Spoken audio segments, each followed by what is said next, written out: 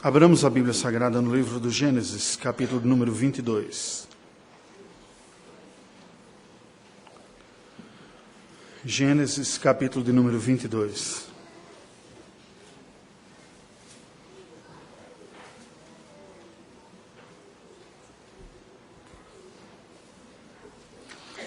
Depois dessas coisas, pôs Deus a Abraão à prova, ele disse: Abraão, este lhe respondeu: Eis-me aqui. Acrescentou Deus: Toma teu filho, teu único filho, Isaque, a quem amas, e vai-te à terra de Moriá. Oferece-o ali em holocausto sobre um dos montes que eu te mostrarei. Levantou-se, pois, Abraão de madrugada, e tendo preparado o seu jumento, tomou consigo 2 dos seus servos e a Isaque, seu filho. Rachou lenha para o holocausto e foi para o lugar que Deus lhe havia indicado. Ao terceiro dia, erguendo Abraão os olhos, viu o lugar de longe. Então disse a seus servos: Esperai aqui com o jumento. Eu e o rapaz iremos até lá, e havendo adorado, voltaremos para junto de vós. Tomou Abraão a lenha do holocausto e a colocou sobre Isaque, seu filho. Ele, porém, levava nas mãos o fogo e o cutelo. Assim caminhavam ambos juntos. Quando Isaque disse a Abraão, seu pai: Meu pai, respondeu Abraão: Eis-me aqui, meu filho. Perguntou-lhe Isaque: Eis o fogo e a lenha, mas onde está o cordeiro para o holocausto? Respondeu Abraão: Deus proverá para si, meu filho, o cordeiro para o holocausto. E seguiam ambos juntos. Chegaram ao lugar que Deus lhe havia designado. Ali edificou Abraão um altar, sobre ele dispôs a lenha, amarrou Isaque, seu filho, o deitou no altar, em cima da lenha. E estendendo a mão, tomou o cutelo para imolar o filho. Mas do céu lhe bradou o anjo do Senhor: Abraão, Abraão! E ele respondeu: Eis-me aqui. Então lhe disse: Não estendas a mão sobre o rapaz e nada lhe faças, pois agora sei que temes a Deus, porquanto não me negaste o filho, o teu único filho. Tendo Abraão erguido os olhos, viu atrás de si um carneiro, preso pelos chifres entre os arbustos. Tomou Abraão o carneiro e o ofereceu em holocausto, em lugar de seu filho. E pôs Abraão por nome àquele lugar: O Senhor proverá. Daí dizer-se até o dia de hoje: No monte do Senhor se proverá. Então do céu bradou pela segunda vez o anjo do Senhor a Abraão e disse: Jurei por mim mesmo, diz o Senhor, porquanto fizeste isso e não me negaste o teu único filho, que deveras te abençoarei e certamente multiplicarei a tua descendência como as estrelas dos céus e como a areia da praia do mar. A tua descendência possuirá a cidade dos seus inimigos. Nela serão benditas todas as nações da terra, porquanto obedeceste à minha voz. Então voltou Abraão aos seus servos, e juntos foram para Berseba, onde fixou residência. Passadas essas coisas, foi dada notícia a Abraão nesses termos: Milca também tem dado à luz filhos a Naor, teu irmão. Uz, o primogênito, Buz, seu irmão, Quemuel, pai de Arã, Quésede, Azo, Pildas, Gidlaf e Betuel. Betuel gerou a Rebeca. Estes 8 deu à luz Milca a Naor, irmão de Abraão. Sua concubina, cujo nome era Reumá, lhe deu também à luz filhos: Teba, Gaã, Taás e Maaca. Oremos ao Senhor. Deus bendito, a tua palavra acaba de ser lida. E agora que ela será exposta, nós suplicamos a tua assistência sobre nós, que tu, em tua misericórdia e graça, venha ao nosso encontro e te reveles a nós. Em nome de Jesus. Amém. No coração da cultura ocidental contemporânea, o que inclui a nossa cultura brasileira, está o pavor do sofrimento. A nossa última guerra foi a Guerra do Paraguai, que durou de 1864 a 1870, 6 anos. Nós tivemos algumas minúsculas participações na Primeira e na Segunda Guerra Mundiais. Enquanto a Europa se estraçalhava, o Brasil mandou uma pequena comitiva. Nós não temos grandes catástrofes naturais em nosso país, graças a Deus. Não enfrentamos terremotos, vulcões ativos, como agora a Indonésia acaba de incorrer no outro incidente, que por sua vez gera tsunami, que tem matado milhares de pessoas em tantas outras partes do mundo. Não enfrentamos furacões. E embora nós leiamos nos livros de história sobre algumas revoltas pontuais na nossa vida, como a dos Canudos, a da Balaiada, a dos Guararapes ou a dos Farroupilhas, nós não sofremos agudos e profundos conflitos étnicos ou religiosos violentos, como outras nações do mundo têm experimentado e aparecem nas páginas dos jornais. Contudo, convivemos com uma criminalidade urbana, nos assustamos com a violência nas periferias da nossa cidade, que tem descido os morros e chegado mais perto de nossa casa. O semáforo, a esquina, um passeio pelo centro, tem trazido pavores sobre o coração de muitos. Tememos um pequeno mosquito, o Aedes aegypti, que pode trazer chikungunya, dengue e outras moléstias mais. Embora estas coisas todas nos assustem, nós convivemos com os fantasmas dessa violência urbana na nossa sociedade e que nos assaltam a mente vez por vez. Cada um de nós conhece histórias de lutas e tragédias pessoais, em parentes, amigos ou talvez até um pouco mais próximos. Não estamos livres da dor nem do sofrimento, embora a morte seja um tabu em nossos dias e, consequentemente, qualquer prelúdio dela é algo que nos deixa profundamente desconfortáveis. Algumas pessoas até batem na madeira 3 vezes e dizem, vamos mudar de assunto, que esse assunto traz azar. Não gosto de falar de doença nem disso. Sai de mim essas conversas. Né? E assim, nós vemos que em nosso país imperam, como resposta a esta realidade, religiões e religiosos especialistas em um único produto, vender a um alto preço facilidades, alívio da dor, cura, soluções mágicas aos nossos problemas. Não importa nem mesmo se estes agentes sejam charlatões, com indisfarçada imoralidade, ainda assim terá seguidores que estão preocupados tão somente em encontrar alívio para as suas dores, soluções mágicas para os seus problemas. Na mente do brasileiro comum está aquela ideia de que Deus está longe da dor e do sofrimento. Não há como juntar os dois. Entretanto, o oposto é que é a verdade, pois o mais regular e eficiente instrumento para o nosso crescimento espiritual é a aprovação da nossa fé.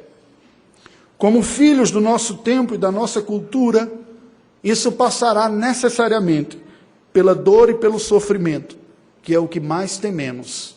Mas ainda assim, enfrentamos muita dificuldade em encarar esta realidade de frente. Hoje eu lhe convido a refletir a partir da narrativa do livro de Gênesis, capítulo número 22, sobre a aprovação da fé de Abraão, sobre a aprovação da nossa própria fé. Vejamos o que a palavra de Deus tem a nos dizer neste momento sobre a vida de Abraão. O nosso patriarca da fé já era um homem bem idoso, com mais de 100 anos. E a esta altura da sua vida, quando parecia que tudo já estava resolvido, o filho da promessa chegou, ele cresceu, Ismael foi despedido, lá está tão somente Abraão, Sara, e vendo Isaac crescer, mas aí ele enfrenta a maior prova da sua vida. Deus aproxima-se de Abraão, se lhe aparece e lhe ordena que Abraão ofereça a Deus mesmo o seu filho Isaque como um sacrifício, um holocausto ao Senhor. Agora, não havia como Abraão mentir ou dizer meias verdades quando, em outros momentos, temendo pela sua própria vida, ele tentou resolver o problema dessa maneira. A mensagem de Deus havia sido muito clara, a ordem era absolutamente cristalina. Não havia palavras de profetas a quem recorrer, sonhos em que acreditar, revelações outras, trocas comerciais, um jeitinho, uma campanha diante de Deus. racionalizações para tentar resolver aquilo, ou quaisquer outros sentimentos no coração que viessem a justificar a sua desobediência à clara ordem bíblica. Ofereça-me Isaque como sacrifício no monte de Moriá. Pelo contrário, o idoso patriarca se vê diante de um paradoxo tão intenso que poucos não enxergariam como uma contradição. Se Deus afirmou que a descendência prometida, que haveria de abençoar todas as famílias da terra, viria através de Isaque, como o Senhor cumpriria tal promessa, uma vez que agora ele estava pedindo a vida de Isaque em sacrifício a si mesmo? Isso pareceria para qualquer um pura contradição entre as palavras ditas por Deus, e não um paradoxo cujo conceito e definição é uma aparente contradição. Certamente é necessária uma medida de robustez da fé para enxergar aquilo que, num primeiro momento, parece como sendo uma contradição, ser uma das tantas realidades paradoxais da fé. Abraão respondeu de uma forma impressionantemente surpreendente, dando uma resposta imediata. Ele se põe juntamente com Isaque e alguns poucos servos numa marcha de cerca de 100 quilômetros, algo em torno de 3 dias de caminhada, rumo ao Monte Moriá, para cumprir a ordem divina, saindo da região sul de Canaã e indo ao que hoje é onde está o resquício do Templo de Salomão, mais precisamente, dizem os pesquisadores, a mesquita de Al-Aqsa, que serve também como uma base de ponto de peregrinação e ponto considerado sagrado para as 3 religiões cristãs, as 3 religiões monoteístas: cristianismo, judaísmo e islamismo. Pois bem, Abraão se dirige àquele lugar. Que pensamentos teria passado pela cabeça do nosso pai na fé? Que respostas ele configurara em seu coração para tentar equacionar os atributos da bondade, da soberania e da misericórdia divinas com a sua santidade, o seu bom caráter, a sua fidelidade e o seu amor? Como manter tudo isso junto diante daquela realidade que estava diante dos seus olhos e a petição do Senhor? Por outros motivos, eu fui capaz de gerar, alimentar, elaborar e consumar em meu coração ideias e sentimentos que não expressavam verdadeira confiança no caráter bondoso, soberano e gracioso do Senhor, eu mesmo. Mas eu pergunto, e você? Como teria respondido a semelhante ordem divina, se Deus tivesse lhe pedido um filho seu, se é que você é pai e mãe? Ou melhor, como você tem respondido às provações da fé na sua própria vida? As lutas, as dores, as perdas e as decepções. Como fica a confiança em Deus, a esperança diante de um novo dia, a capacidade de confiar num Deus que é soberano e bom e afirmar as duas coisas ao mesmo tempo, quando parece que a vida está indicando no sentido oposto? Pois eu lhe asseguro que isso não é uma possibilidade na vida do crente, porque toda verdadeira fé é provada. E é sobre isso que eu gostaria de falar com você nessa noite. Gênesis 22 é o clímax, o ponto mais elevado da narrativa bíblica sobre Abraão, pois revela este ponto mais alto da provação da sua fé. Uma fé que foi sendo amadurecida pelos recursos da providência divina no meio da sua vida real, nos embates, nas dificuldades enfrentadas no dia a dia. Muitas vezes nós vemos este homem avançar na fé e algumas vezes parece que recuar, elementos pequenos. E nesta sua trajetória ele vai tendo a sua fé sendo trabalhada pelo Senhor e amadurecida. Mas aqui chega num ponto mais agudo. A narrativa de Gênesis 22 nos mostra o drama envolvendo Abraão, Isaque e o sacrifício no Monte Moriá, através de 5 quadros, ou 5 atos, que são demonstrados aqui. Nos versículos de 1 a 5, o primeiro quadro, nós vemos Abraão se dirigindo a Moriá com Isaque e seus servos. Nos versículos de 6 a 10, nós vemos Abraão levando Isaque para sacrificá-lo a Deus. Nos versos de 11 a 14, vemos Abraão oferecendo um carneiro em sacrifício providencial. Nos versos de 15 a 19, Abraão ouve o juramento gracioso do Senhor. E nos versos de 20 a 24, Abraão ouve sobre a extensão da sua família original. Como esta narrativa nos ensina sobre a aprovação da nossa fé, uma vez que a verdadeira fé é provada. Acompanhemos com um pouco mais vagar cada uma dessas porções. Primeiro quadro, Abraão se dirige a Moriá com Isaque e os seus servos. Isso está descrito nos versículos de 1 a 5. Deus ordena a Abraão de cara que ele ofereça Isaque em sacrifício.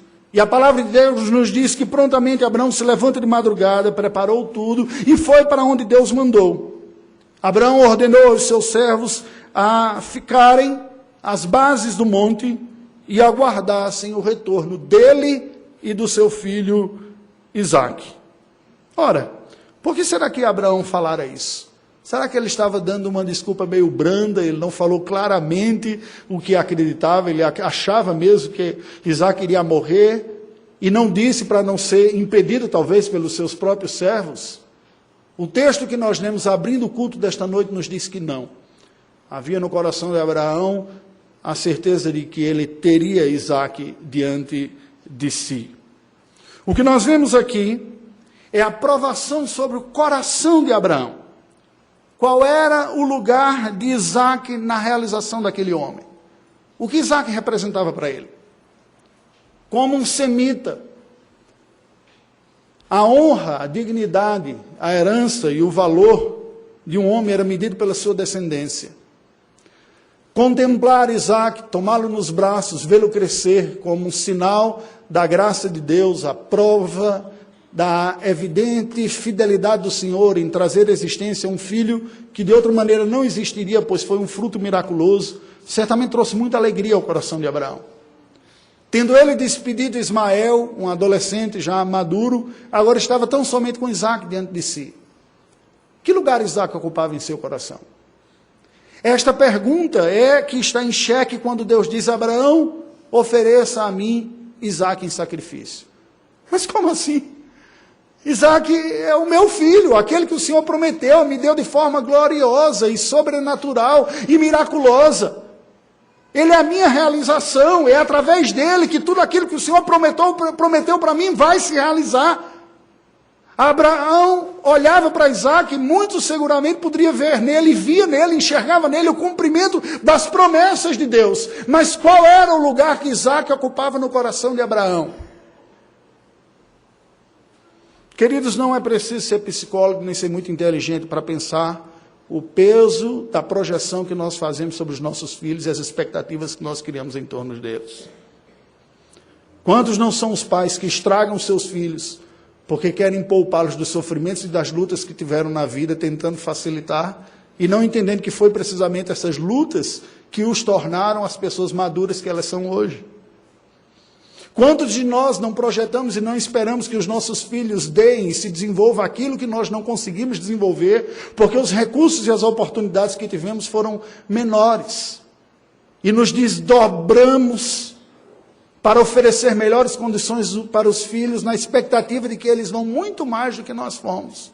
Quantos de nós não olhamos para os nossos filhos esperando que eles realizem sonhos que eram nossos e que nós não conseguimos e diz, pelo menos vê-los sendo realizados na vida dos meus filhos? Quantos dos nossos filhos não são troféus para nós, que nós exibimos nas prateleiras sociais da nossa vida, como uma espécie de declaração pública do nosso próprio sucesso como pai? E como crentes, como não sentir um misto de sentimento de gratidão e alegria, como nós vimos hoje pela manhã, alguns filhos de crentes aqui professando a fé, até um pai meio choroso aqui, né? O Giovanni aí vendo. Mas, ao mesmo tempo, isso não pode ser acompanhado de uma tentação de dizer, mandei bem. Olha só como eles são bem-sucedidos. Fiz bem um trabalho. E encontrarmos nos nossos filhos e nos projetos da nossa vida maior contentamento e satisfação do que o próprio Deus que nos deu essas bênçãos. A aprovação vem precisamente para colocar isso em xeque diante de nós. Quando o Senhor Deus nos apresenta circunstâncias em que aquilo que há de tão bom e precioso, digno e honesto sobre a nossa vida, corre o risco de ser tirado de nós, o que fica claro diante dos nossos olhos é o lugar que estas bênçãos ocupam sobre o nosso próprio coração, em comparação ao próprio Deus. Amaríamos nós o Senhor com igual devoção e intensidade se os bens tão preciosos que Ele nos deu fossem tirados de nós? Teria o nosso coração gratidão, ternura, fervor, fé, fidelidade e dedicação a Deus, se aquilo que nos dá tanta alegria, como fruto da bênção de Deus, de nós fosse arrancado? São estas questões que estão postas quando somos provados. Estaremos nós dispostos a abrir mão das bênçãos que Deus nos tem dado e continuar a servi-lo com gratidão? Essa pergunta foi feita por Satanás, questionando ironicamente a fidelidade de Jó. Vocês se lembram do livro de Jó? É a temática do livro. E Deus diz, pode tirar, pode tocar na vida dele, você verá que ele não me blasfemará. E quanto a você? Quais os bens deleitosos que Deus tem lhe dado, que lhe trazem tanta alegria e satisfação? Você já pensou na possibilidade de perdê-los?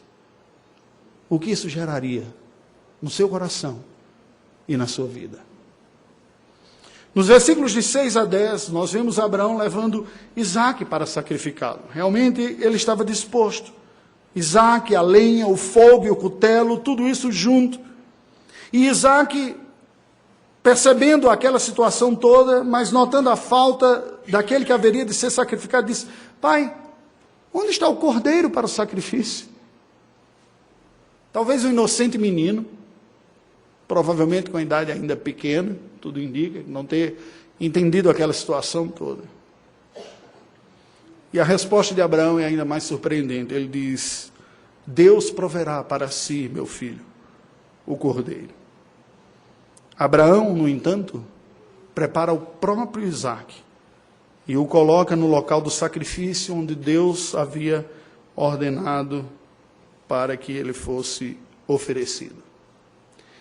Esta possivelmente seja uma das passagens mais difíceis de serem interpretadas em toda a Escritura Sagrada.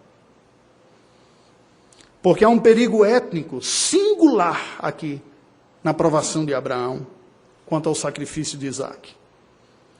Deus não aceita sacrifício humano, mas pediu o sacrifício de Isaque. É preciso que nos aproximemos dessa história com humildade e entendamos o todo da Escritura Sagrada. Porque não é difícil que alguém louco imagine com vozes esquizofrênicas que Deus esteja falando consigo e pedindo a morte do seu próprio filho ou qualquer coisa semelhante ao se julgar espiritualmente tão elevado quanto o próprio Abraão. No entanto, isso é definitivamente proibido na Escritura Sagrada e na Palavra de Deus, que até então não havia sido entregue, apenas com Moisés, séculos depois é que a Bíblia começa a ser escrita. Até aqui o que se tinha era tradição oral. E Deus aparece e fala claramente a Abraão, me dê o seu filho em sacrifício. E Abraão está disposto a sacrificá-lo. Algumas pessoas poderiam acusar Abraão não de ser um homem de fé, mas de ser um fanático louco. Como nós temos hoje no mundo afora, pessoas dispostas a sacrificar a sua própria vida e a vida de seus parentes em nome da sua fé em Deus, amarrando bombas ou colocando seus filhos no fronte da batalha para serem mortos em nome da sua fé em Deus por acreditar que assim os está promovendo para os céus. Mas isso não é privilégio de outras religiões. A história do cristianismo nos mostra o trágico episódio da cruzada dos infantes. Quando no período da Idade Média, Alta Idade Média, muitos cristãos europeus acreditaram que a perda da Terra Santa se deveu ao pecado, e as primeiras cruzadas foram perdidas porque foram feitas por pecadores. E por se acreditar que as crianças seriam inocentes, se mandassem uma cruzada de crianças, eles venceriam a batalha. Foram ovelhas enviadas para o matadouro. Não é preciso dizer da tragédia que se abateu sobre aquelas famílias e aqueles meninos que foram acreditando que venceriam a guerra ou senão que iriam para o céu. Está nas páginas das histórias da nossa religião. Sabe, queridos, o problema não se trata aqui especificamente, aqui nós não temos um exemplo de um fanatismo religioso, mas de uma singularidade de fé. Não é à toa que este homem é chamado de o nosso pai na fé. Não há, da parte de Deus, a petição de ninguém mais, em nenhum outro momento, de um sacrifício humano, como foi pedido aqui a Abraão. O X de toda essa questão, um ponto central, não está no sacrifício de Isaac, mas está na fé de Abraão. E Abraão não esteve disposto a sacrificar Isaac na esperança de tê-lo promovido para um paraíso, porque essa própria ideia de paraíso não estava muito madura naquele tempo, não sabia exatamente como se configuraria esta eternidade. Mas o autor aos Hebreus explica claramente que Abraão resolveu estas coisas na sua mente e no seu coração, por crer em ambas as afirmações divinas.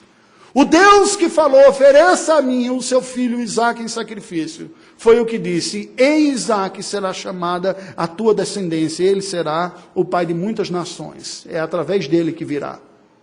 Então Abraão estava disposto a sacrificá-lo, crendo que Deus era poderoso, inclusive para ressuscitar o seu filho dentre os mortos. Nos versos de 11 a 14, nós vemos Abraão oferecendo um carneiro em um sacrifício providencial. Deus interrompe Abraão quando ele estava disposto a sacrificar o seu próprio filho, e quando levanta a sua mão para fazê-lo, o Senhor diz, basta, para, eu sei que tu crês em mim, e eu sei que tu estás disposto a oferecer o que há de mais precioso para a sua vida, que é Isaque. Eu sei, não precisa fazê-lo. E o Senhor Deus então proveu, para a solução daquele grande drama na vida de Abraão, um carneiro, que ficou preso num arbusto atrás daquela cena, os seus chifres presos, e aquele carneiro é oferecido em sacrifício no lugar de Isaque. O que nós temos aqui? Nós temos aqui precisamente o paradoxo teológico do Evangelho. A bondade e o poder de Deus sendo descrito aqui nesta cena dramática na vida de Abraão. O Senhor Deus, que é todo-poderoso, manifesta o seu poder, livrando da morte o filho prometido, Isaque, através de um providencial substituto inocente, um carneiro. Mas veja que, da parte de Abraão, ele não sabia que esse seria o desfecho da história. Ele estava disposto a sacrificar, inclusive acreditando que Deus ressuscitaria por crer que Deus cumpriria plenamente a sua palavra. Mas Deus revela aqui o espírito do Evangelho.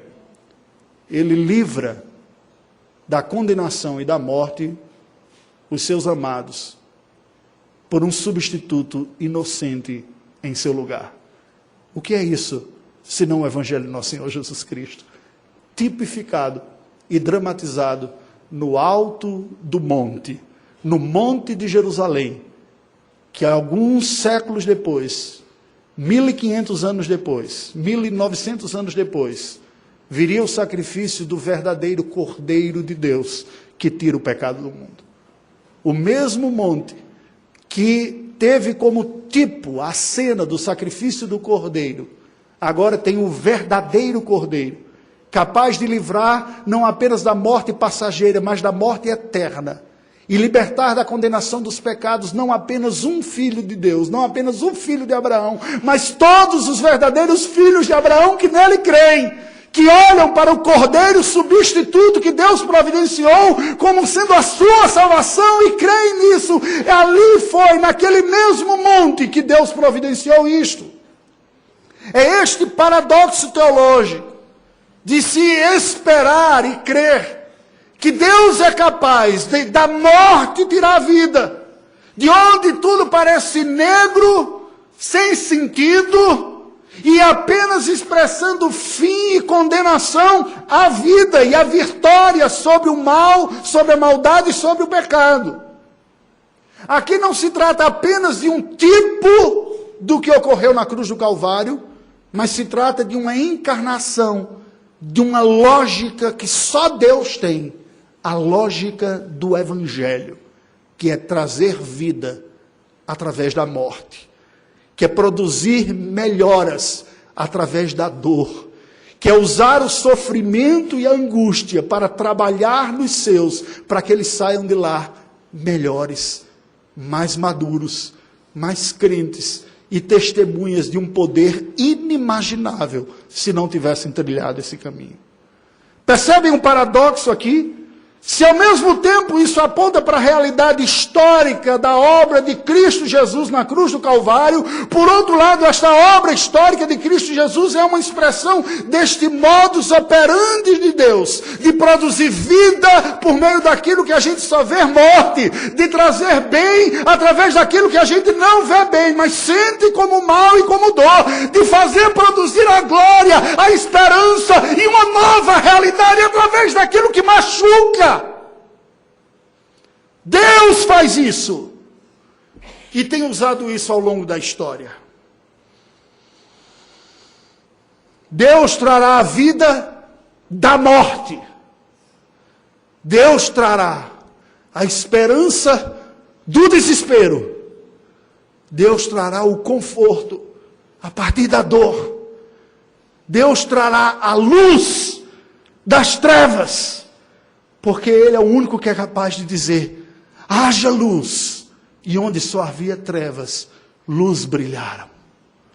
Deus é o único capaz de fazer isso. E é esta fé que deve estar solidificada em nosso coração. O quarto ato está descrito nos versos de 15 a 19.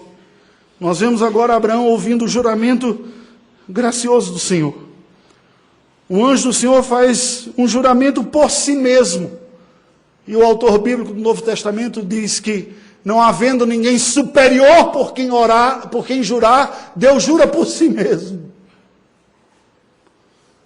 Nós, quando fazemos um juramento, juramos em nome de Deus, porque somos falhos. Então invocamos um maior do que nós, não é verdade? Mas Deus, não tendo ninguém maior, jura por si mesmo. Eu juro por mim mesmo, que eu cumprirei, Abraão, na sua vida, tudo o que prometi. Jurei por mim mesmo, porquanto tu fizeste isso e não me negaste teu único filho, que eu deveras te abençoarei e certamente multiplicarei a tua descendência como as estrelas dos céus e como a areia da praia do mar. A tua descendência possuirá a cidade dos seus inimigos, e nela serão benditas todas as famílias da terra. Olha aqui para mim. Como era possível crer nisso? Um homem idoso, com mais de 100 anos de idade, com um filhinho ali, prestes a sacrificar, que ele foi liberto disso, e acreditar que daquele moleque, no monte de Canaã, Deus traria à história a realização de uma bênção que alcançaria todas as famílias da terra. Preste atenção uma coisa. Isso é o Evangelho. E eu vou confessar uma coisa para vocês. O meu fascínio pela obra missionária transcultural se baseia nisso daqui. Não faz sentido uma igreja, numa cidade, tirar dinheiro, tirar gente competente do seu meio e mandar para outro lado do mundo, se não for a crença de que Deus quer fazer uma coisa gloriosa e fará. Não faz sentido eu tirar dinheiro do meu bolso, colocar no gasofilácio, em vez de gastar comigo, com melhoria do templo, com melhorar as nossas condições, eu gasto com a obra nos outros cantos que eu nunca vou ver o fruto. Isso só faz sentido quando eu creio nessa promessa aqui. Deus tem um projeto que vai para além do que os nossos olhos veem. E só é possível entrar nesse projeto quando se contempla pela fé. Quando eu acredito, olhando as duas moedinhas que eu tenho, do que o que eu vou oferecer para o Senhor, faz sentido para Ele. O que Deus fala para Abraão, humanamente falando, não faz sentido. Um pequeno adolescente que foi livre de uma morte ali, Deus está dizendo, pois é através dele que eu multiplicarei a minha bênção. E toda a descendência dele vai ocupar essa terra aqui. E o que eu vou fazer através desse povo, e do descendente que virá dele, não só vai ficar preso a essa terra, vai atingir todas as famílias da terra. Você acredita nisso? Você acredita que Deus pode usar a sua vida para abençoar a vida de outras pessoas? Que Deus pode usar a sua oferta, o seu dízimo? Que Deus pode usar obreiros nossos do Brasil para fazer diferença na vida de pessoas de outras partes do mundo? Você acredita? Eu acredito. E não só acredito, como eu tenho certeza em meu coração que toda igreja local deve estar envolvida com tudo isso. E sempre será pela fé, não pela conta, não pela caneta, não pelo custo-benefício, mas pela fé de que Deus está nesse negócio. Esta é a verdadeira lógica da lei da semeadura. Quem semeia pouco, colhe pouco. Quem semeia muito, colhe muito. Abraão semeou em fé tudo que tinha, o seu filho, estava disposto a entregar, mas por crer que Deus era capaz de ressuscitá-lo dentre os mortos. Quem de nós aqui seria capaz de acreditar nisso? Ele creu. Abraão ouve esse juramento gracioso da parte do Senhor. A promessa divina que é revelada a ele sobre a amplitude da sua ação. Ele diz: Abraão, você creu. E ordinariamente eu conto para fazer a minha obra com pessoas que creem em mim, que confiam, que o que eu tenho a fazer é muito maior do que você consegue até mesmo entender. Embora não seja antilógico, ela não é tão clara. Ela pode não fazer toda conta no sentido de eu entender como Deus processará. Mas considerando que Deus é soberano e poderoso, eu creio. Por fim, nos versos de 20 a 24, o capítulo se encerra com um relato que é dado a Abraão sobre a extensão da sua família original. É nos dito aqui, é dada a notícia a Abraão sobre a descendência do seu irmão, como Deus abençoou o seu irmão também e deu uma vasta descendência para ele, ao longo de apenas 2 gerações, uma descendência compatível com a idade e com a realidade. Por que estas coisas estão aqui presentes? Eu penso que o que Deus está dizendo aqui através de Moisés para os crentes que saíram lá do Egito é que o Senhor usa um remanescente frágil da linhagem semita para cumprir a sua promessa. Como nós ouvimos hoje na escola dominical, o reverendo Edson falando, Deus não elege os capacitados, mas capacita os eleitos. De Isaac sozinho não tinha como vir uma descendência. E a descendência que viria dele não seria uma descendência ímpia, mas a descendência santa. E aí, como que, por acaso, como se não fizesse muito sentido, é dada essa descrição aqui daqueles parentes da parte de Abraão, como que dizendo, olha, virá daqui, desse remanescente de Sem, que tinha praticamente perdido a fé àquela altura, mas não tinha se contaminado tanto quanto os povos de Canaã. Que humanamente falando, a gente diz, bem, só tem Isaac, e tem uns outros parentes, mas são uns que tão meia boca, que não dá nem para acreditar que Deus possa fazer alguma coisa com aquele povo ali. E é desse povinho meia boca aqui, e de um descendente de Abraão pela fé, que é salvo lá no monte, que a narrativa de Moisés coloca e diz, é desse povo que eu vou cumprir, é através dele que eu vou cumprir a minha promessa e abençoar todas as nações. Eu não sei você, mas isso me anima pra caramba. Porque eu digo, Deus usa meia boca. Deus é capaz de transformar em algo melhor aquele que não é melhor. Deus é capaz de pegar instrumento que a gente não dá muita esperança, não dá muita conveniência, que não tem uma linhagem assim, ela foi nobre, mas não é mais, e dizer, eu vou usar, e usa.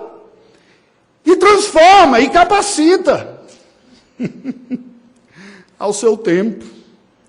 Uma semente que parece frágil, que parece não demonstrar sinais de vida. Deus é aquele que sopra a vida do seu espírito e faz de onde havia negligência e fragilidade, gente em suas mãos. Qual é a mensagem deste capítulo? Assim como foi com o nosso pai Abraão, preste atenção. Todo o povo de Deus deverá crescer na confiança no Senhor. A confiança no seu poder, na sua fidelidade e na sua misericórdia. Na jornada de fé da nossa vida, o que nós não sabemos que ocorrerá conosco é suprido pela suficiência do que sabemos, de que Deus está presente, Ele é poderoso e é bom. Na vida nós teremos provas reveladoras sobre o nível da nossa confiança e da nossa satisfação na graça divina. As provações são preciosos instrumentos da providência a nos revelar melhor a nós mesmos a dimensão que o Criador e a criação ocupam em nosso coração. Porque nas provações fica claro quanto que o nosso coração está dedicado às bênçãos de Deus em contraste com o próprio Deus. E quando delas somos privados, isso fica claro para nós. As provações são esses preciosos instrumentos. Quando as bênçãos de Deus são mais importantes que o próprio Criador, que o abençoador, o processo de restauração da prioridade divina em nosso coração se iniciará. Mas presta atenção. Quando nós vamos perdendo isso de vista, e nós vamos substituindo as bênçãos pelo abençoador, o processo da restauração costuma ser lento e doloroso. Porque nós propriamente nunca perdemos de vista completamente quem Deus é, mas o colocamos no cômodo lugar menor que a prioridade, para dizer para nós mesmos o tempo todo que Ele está lá. E nós só perceberemos que Ele não está no trono do primeiro lugar, quando somos provados. E tirar do trono do nosso coração os presentes de Deus, para que Ele sente neste trono como aquele em quem temos maior confiança e prazer, é dolorido. Porque nos apegamos às bênçãos mais facilmente do que nos apegamos ao abençoador da nossa vida. Todos os fiéis passam por provações da fé. Elas são tão eficientes em nos promover a maturidade da confiança na graça divina, quanto maior for a discrepância entre o que vemos e o que não vemos. Preste atenção. Aquilo que eu sei e creio, e aquilo que eu não entendo e tenho experimentado, quanto mais antagônico isso for, mais intensa será a prova e mais eficiente o crescimento espiritual. Por isso que o autor bíblico diz: tende por motivo de toda alegria o passar por várias provações. Eu não sei você, mas quando eu li esse texto me dava uma agonia. Que é isso? Como é que o cara está dizendo que tem por motivo de alegria eu passar por provação? Eu gosto de picanha, de sorvete. Eu não gosto de provação. Como é que eu vou passar por alegria? E a resposta está aqui. Porque o que as provações fazem é exatamente trabalhar em nós para que aquilo para o qual Deus nos chamou e vocacionou seja eficientemente forjado em nossa vida e nós saiamos das provações mais maduros, confiantes, em comunhão com Deus e refletindo melhor quem Deus é. Preste atenção. A verdadeira fé não se baseia em saber de antemão, por alguma revelação especial, por onde ir ou o que fazer. Isso é infantilidade. É a criança que fica na viagem o tempo todo dizendo: já chegou, já chegou, já chegou. A verdadeira fé consiste em confiar permanentemente na graça divina, que já nos foi revelada na sua palavra escrita, diante do absurdo e do contraditório quadro das circunstâncias da nossa vida, sendo alimentados tão somente pela suficiente evidência do providencial cuidado de Deus através do Cordeiro. o cordeiro de Moriá, que apontava para o cordeiro pascal. A palavra escrita, a palavra encarnada, o cordeiro, são os elementos suficientes para me alimentar e seguir sem saber o que eu tenho dentro de mim. Concluindo, a dor, a crise, o sofrimento, os desentendimentos e as absurdas contradições são pautas essenciais e necessárias em nossa vida para nos tirar da infância da fé e nos levar à maturidade.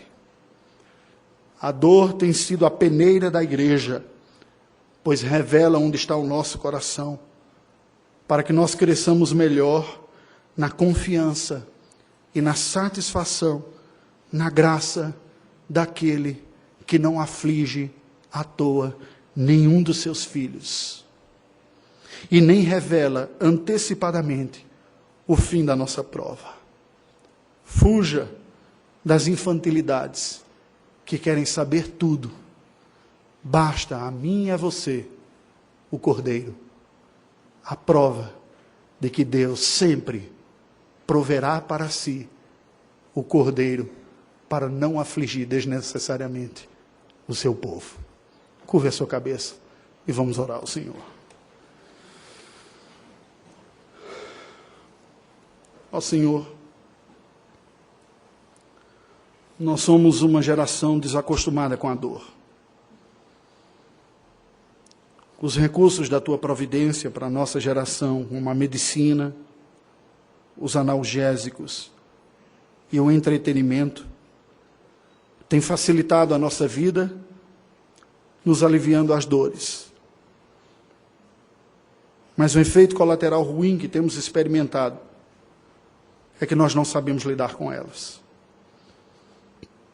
Entramos em parafuso, questionamos o Senhor, questionamos a fé, questionamos o sentido da vida, da existência, questionamos a Tua presença e a Tua governança, porque para nós é muito mais fácil olhar para Ti como se fosses Tu uma espécie de Papai Noel, um bom velhinho que traz presentes no fim de ano para filhos comportados. Tenha misericórdia de nós, Senhor. Ajuda-nos a, pelo Teu Espírito, termos o nosso coração sondado por Ti mesmo. Livra a nossa mente, livra-nos como igreja aqui de termos a visão nossa voltada para nós mesmos. Dá-nos uma maturidade de fé, como o Senhor deu a Abraão, que conseguiu enxergar além do que os olhos viam, por tão somente crer na Tua palavra e na Tua promessa, acreditando no impossível, no milagre, porque Tu assim anunciaste. Tu nos tens dado tanto como primeira igreja. Cada um de nós podemos pensar na nossa própria vida, família, situação, o que temos recebido de Tua parte, e assim confrontarmos com as expectativas de nossa vida quanto à nossa própria existência, o que esperamos da parte do Senhor. Ó Deus, livra-nos de termos uma vida mesquinha, egoísta, egocêntrica, cujos planos e propósitos giram em torno dos projetos pessoais, dos legados que são corroídos pela ferrugem e pela traça, dos impactos que não passam daqueles que os sentidos captam. Ó Deus, dá-nos a graça de Te conhecer e sermos conhecidos por Ti. Dá-nos a graça de sermos por Ti sondados profundamente, por mais que isso implique em profundo desconforto de nossa parte. Porque não há um único ser humano, filho de Adão, que sendo sondado por Ti se sinta confortável. Mas dá-nos, como deste ao Teu filho Abraão, a graça de ver o Cordeiro como provisão para o livramento da morte. o teu Filho Jesus como a expressão do teu amor e cuidado, a tua absoluta declaração: estou contigo. Dá-nos a graça de, se nada mais encontrarmos em nossa vida, encontrarmos amor ao Senhor. Falo com vergonha e com corar de vergonha. Pois o que sabe a minha mente e tem aprendido da tua palavra, não tem sido tão prontamente acompanhado pelo que sente meu coração e experimenta os meus dias. Por isso te dizemos: tem misericórdia de nós, manifesta-te a nós, que o brilho da beleza da tua presença e da obra graciosa do teu Filho Jesus seja radiante sobre o nosso coração, para que se cumpra em nós a promessa do Evangelho, que fala sobre aquele homem que encontrou um grande tesouro e tudo mais vendeu, comprou aquela pérola de grande valor e com ela ficou. Oramos em nome de Jesus. Amém.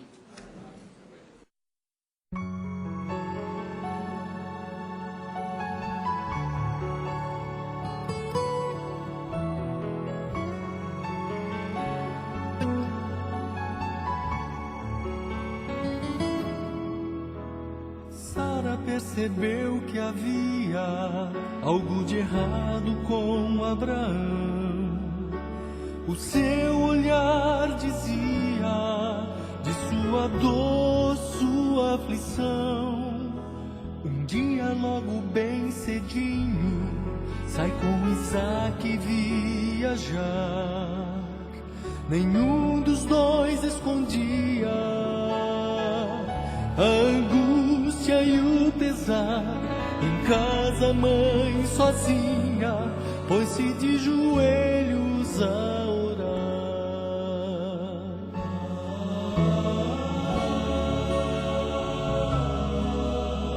3 longos dias se passaram até chegarem ao lugar onde Deus pedia que se erguesse o altar. Deitando o querido filho, ergue bem alto o punhal, mas Deus seu nome chama. Abraão, meu servo amado, aqui está o cordeiro, seu filho vai para casa com você.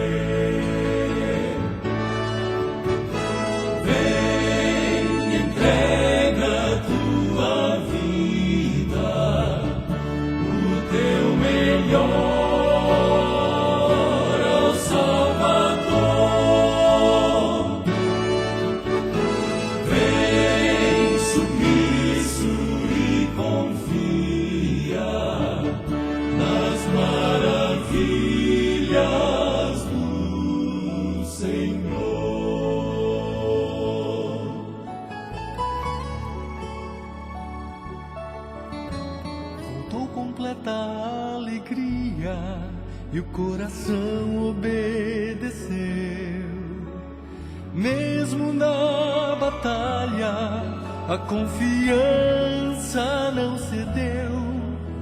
Teríamos também coragem de ser fiéis até o fim. Por mais louco que pareça, seu amor jamais nos deixa, seu sangue nos deu vida, não há razão nenhuma pra temer. Vem, entrega tua vida, o teu melhor ao Salvador. Vem submisso e confia nas maravilhas do Senhor.